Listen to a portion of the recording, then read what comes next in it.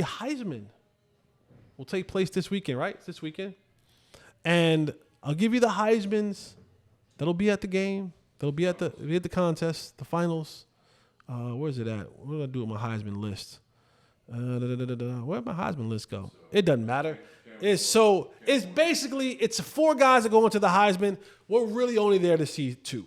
Dylan Gabriel, enjoy your free trip to New York City. Cam Ward, enjoy your free trip to New York City. You guys are Heisman finalists. You ain't got no shot. You ain't got no shot. This thing comes down to 2 players. And it's been a 2-horse race for a long time. Let me also say this. By the way, I know people don't like Shedeur, but go look at the numbers that Dylan Gabriel had put up. Shedeur Sanders' numbers are better than Dylan Gabriel. Now, I get it. Oregon's #1 team in the country. They're probably favorite to probably win the college football playoffs. But if we're just going by sheer numbers, Shedeur Sanders is better than numbers than Dylan Gabriel. But it's a 2-horse race. It's been a 2-horse race for a long time. This race comes down to Ashton Jeanty, the running back out of Boise State, and Travis Hunter, the all-world receiver cornerback out of Colorado. What are you about to show me, Tay? What are the odds? Hunter's the heavy favorite. He's a heavy favorite. Minus 4,000. Yeah, it's a 2-horse race, but this is going to Travis Hunter. And I believe Travis Hunter is a generational talent. I do. I'm not saying that Ashton Jeanty doesn't deserve some consideration, but I always was against the conference in which he played in, the competition in which he played against. And I know he's doing some historic things, but the one thing that I've stood on, and because I have the mic, and I know Tay gonna roll his eyes at me, but I have the mic so I can say these things. The one thing that I sit on and I stand on when it comes to this is I think it'll be another 20 to 30 years before we see another Travis Hunter. A kid who is just dynamic. Like, he's just not a fill-in. Like, he's just not a guy who's just filling in at receiver or filling in at DB. And I know that there are a lot of people who have keyboards and microphones and can say things into the universe. But listen to the people at times, and everybody has their opinions. But to know what it feels like to play 60 snaps in a game, 65 snaps in a game, you're exhausted. This dude plays 100+ snaps a game. He's not moonlighting on any side of the ball. It's like the ball's on defense, he's out there. The ball's on offense, he's out there. Like, he is not just like, oh, come in for a package or come in for a play or two or a reverse or a jet sweep. No, he's in the game plan. He is in there every single snap. And the numbers that he's put up, over 1,000 yards receiving, over 10 touchdowns, a couple interceptions on the year. I mean, if they could, the kid would return punts. He could do everything. He's probably going to be he's going to be a top 5 pick in the draft. And I think Ashton Jeanty, he has a place in history, right? He's like a couple hundred yards off of the all-time record from Barry Sanders at Oklahoma State back in the day. And I think he should be celebrated. And he'll get a chance to play big-time football next year. But there is something to be said about competition.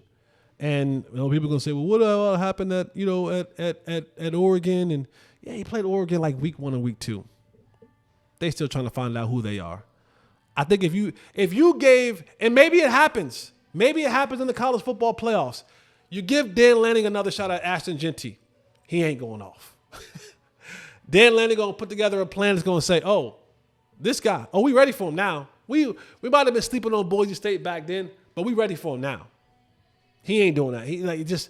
I just think we're going to see we're going to see how Boise State holds up in the college football playoffs. And if Ashton Jeanty goes out there and he's like whooping on some cats that's like really Power 5 teams, then he'll gain a lot of my respect. But Travis Hunter, to me, you put him up against anybody, and he was out there dogging. He was playing. He was dogging folks, man. And I think, like Vegas thinks, he's an absolute runaway, special talent, man. I don't think we're going to see another guy like Travis Hunter for a while. Travis Hunter, sidebar. Leave that girl alone. That girl's going to be your downfall. That girl is going to be your downfall. That girl is going to be your downfall. That girl is going to be your downfall. Please sign a prenup. Do what you got to do. Be careful putting babies in that girl. But anyway, the Heisman Awards is this weekend. Travis Hunter's my pick. Who's your pick? You want Jeanty. No, I just think there's interesting arguments for it. But I think in any other year he would be.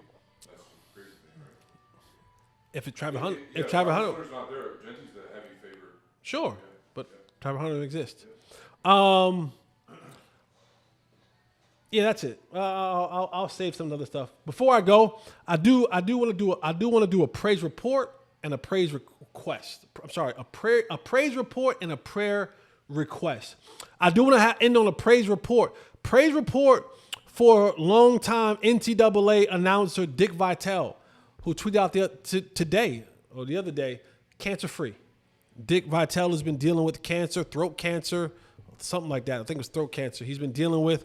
You haven't heard him say, "Dipsy do, baby, there's a diaper dandy, da-da-da-da-da, this goes football." He's a Duke homer anyway, so I kind of mark him for that a little bit. But it's all good. Dick Vitale, who is a college basketball savant. He's been around forever. Big advocate of the Jimmy V Cancer Foundation. So shout out to him for being cancer-free. And then a prayer request. It came out, I guess it came out a little bit. It probably wasn't supposed to come out. Larry Fitzgerald Sr. tweeted out the other day that he had heard in Vegas at the College Football Hall of Fame that Randy Moss is dealing with liver cancer. He had stepped away from ESPN to deal with a personal matter. Now, Randy Moss's son has come out and said that that's wrong. But nonetheless, Randy is dealing with some sort of health issue. We don't quite know what that is, if it's liver cancer or whatever it is. I want us to pray for Randy Moss is my all-time favorite receiver. So a praise report that Dick Vitale has beat cancer and a prayer request for Randy Moss. So thoughts and prayers to Randy Moss and his family that you beat down cancer. You Moss cancer. I want you to Moss cancer. I want you to reach up and do what you do and Moss cancer. So that's it for me, man. I appreciate you guys. Remember, stay away from individuals that have a problem to every solution. Let those folks be by themselves.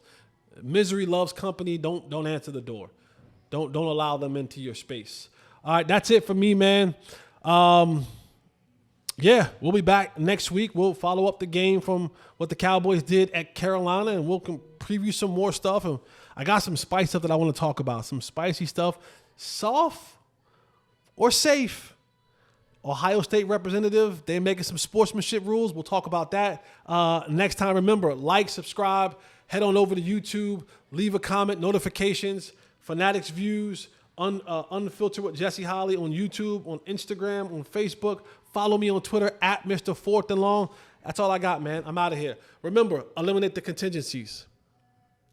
I'm out.